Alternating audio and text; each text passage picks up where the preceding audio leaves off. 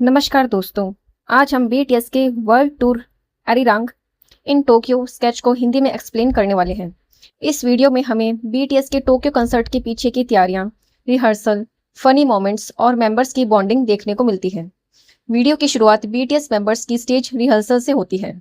जैसे ही वे entrance gate के पास पहुंचते हैं, जंगकुक और जेहोप मजाक में कहते हैं कि यह गेट तो बहुत ही तेजी से मूव हो रहा है। इसके बाद सभी मेंबर्स स्टेज पर जाकर डिस्कस करने लगते हैं कि कंसर्ट की ओपनिंग कैसे करनी है, किस सॉन्ग से शुरुआत होगी और कैमरा एंगल कैसे होने चाहिए। वीआरएम और बाकी मेंबर्स इस बात पर चर्चा कर रहे होते हैं कि फायर परफॉर्मेंस के दौरान कैमरा जूम इन और जूम आउट कब होगा ताकि परफॉर्मेंस और भी शानदार लगे। यह देखकर समझ आता है कि बीटीएस सिर्फ परफॉर्मेंस ही नहीं करते बल्कि स्टेज की हर छोटी बड़ी डिटेल पर ध्यान देते हैं। इसके बाद मेंबर्स फायर और माइक ड्रॉप जैसी परफॉर्मेंस के रिहर्सल करते हैं।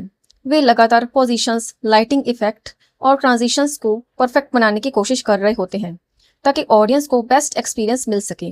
रिहर्सल के दौरान मेंबर्स अगले दिन के शेड्यूल की भी बात करते हैं। जिमिन कहते हैं कि शो खत्म होते ही सभी को जल्दी सो जाना चाहिए क्योंकि अगले दिन फिर परफॉर्मेंस है। इसी बीच जेहोप मजाक में उन मेंबर्स को फूड एक्सपर्ट्स का नाम देते हैं जो हमेशा खाने की तलाश में रहते हैं।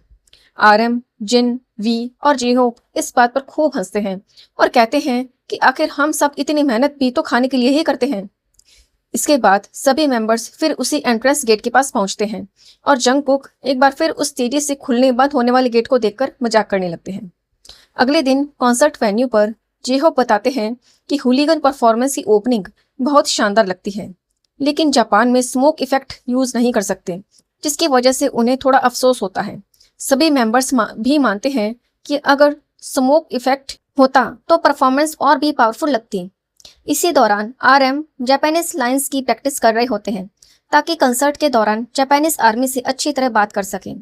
बीटीएस हमेशा कोशिश करते हैं कि जिस देश में जाएं वहाँ की लैंग्वेज और कल्चर का सम्मान करें, और यहाँ भी हमें यही देखने को मिलता है। फिर एक बेहद प्यारा मोमेंट आता है जहाँ जिन बैठे होते हैं और जंगकुक मजाक मजाक में उनके शूज उतारने लगते हैं। दोनों की केमिस्ट्री और मस्ती देखकर साफ पता चलता है कि मेंबर्स एक दूसरे के साथ कितना कंफर्टेबल महसूस करते हैं। शो वाले दिन वेन्यू पूरी तरह आर्मी से भरा हुआ होता है। स्टेज पर आने के बाद आरएम कहते हैं कि 8 साल बाद भी जापानीज आर्मी उन्हें उतने ही प्यार और उत्साह से वेलकम कर रही है। जिमिन बार बार एवरीबॉडी बोलते हैं। आरएम उनके साथ मजाक करते रहते हैं जिससे माहौल काफी फनी हो जाता है। बैक स्टेज में आरएम एक्सरसाइज कर रहे होते हैं और जिमिन जापानीज ट्रांसलेशन की तैयारी कर रहे होते हैं। सभी मेंबर्स कंसर्ट की फाइनल प्लानिंग करते हैं और डिस्कस करते हैं कि किस सेगमेंट के बाद कौन बोलेगा और किस तरह स्टेज से एग्जिट करेंगे। इसके बाद जेहोप सभी मेंबर्स को अपने साथ लाया हुआ खास हनी खिलाते हैं। हनी का स्वाद इतना अच्छा होता है कि सभी मेंबर्स बार बार उसकी तारीफ करने लगते हैं। वी कहते हैं कि हनी का असली असर तभी होगा जब उसे अच्छे से खाया जाए, जबकि जिन मजाक में उसका साइंटिफिक एक्सप्लेनेशन मांगने लगते हैं। यह पूरा मोमेंट बेहद फनी और ऑसम लगता है। फिर आखिरकार कंसर्ट शुरू होता है। पूरा वेन्यू आर्मी की आवाज़ों से गूंज रहा होता है।